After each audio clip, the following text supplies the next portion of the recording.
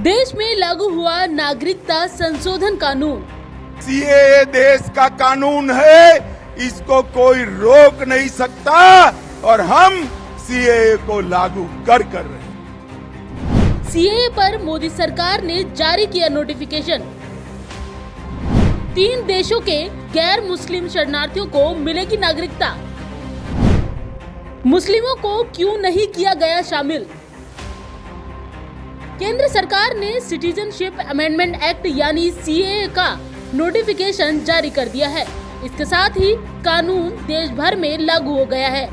लोकसभा चुनाव से पहले केंद्र सरकार का ये बड़ा कदम है। इसके तहत अब 3 पड़ोसी देशों पाकिस्तान, बांग्लादेश और अफगानिस्तान से आए गैर मुस्लिम शरणार्थियों को नागरिकता मिलने का रास्ता साफ हो गया है।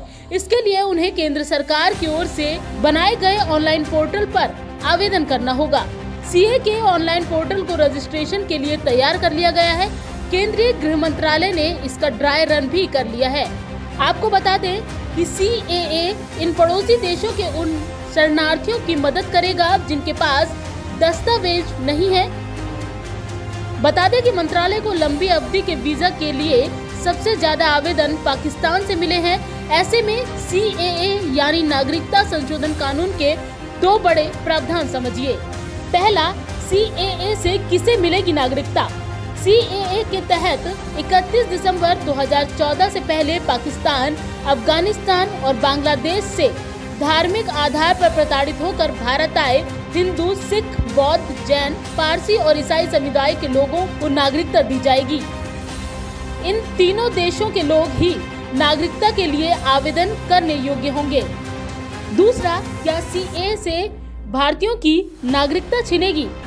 तो इसका जवाब है भारतीय नागरिकों से इसका कोई सरोकार नहीं है। सीएए में किसी भी भारतीय की नागरिकता छीनने का कोई प्रावधान नहीं है। संविधान के तहत भारतीयों को नागरिकता का अधिकार है। गृह मंत्री अमित शाह भी ये साफ कर चुके हैं। हालांकि इसे लेकर देश भर में काफी विरोध देखने को मिला था। नागरिकता संशोधन कानून के विरोध की सबसे बड़ी वजह यही है कि विरोध करने वाले इस कानून को एंटी मुस्लिम बताते हैं। उनका कहना है कि जब नागरिकता देनी है तो उसे धर्म के आधार पर क्यों दिया जा रहा है, इसमें मुस्लिमों को शामिल क्यों नहीं किया जा रहा, सीएए में मुस्लिमों को शामिल क्यों नहीं किया गया। सरकार का तर्क है कि पाकिस्तान, बांग्लादेश और अफगानिस्तान इस्लामिक देश हैं और यहाँ पर गैर मुस्लिमों को धर्म के आधार पर सताया जाता है, प्रताड़ित किया जाता है। इसी कारण गैर मुस्लिम यहाँ से भागकर भारत आए हैं, इसीलिए गैर मुस्लिमों को ही इसमें शामिल किया गया है। दरअसल कानूनन भारत की नागरिकता के लिए कम से कम 11 साल तक देश में रहना जरूरी है।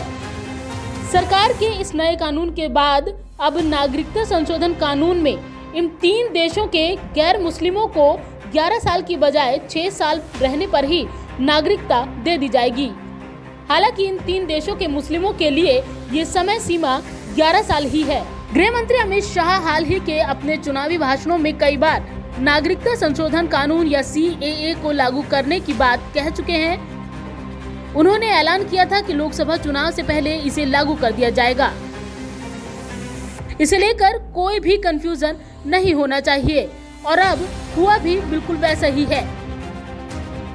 ऐसे में आपको बताते हैं कि नागरिकता के लिए कैसे अप्लाई करें।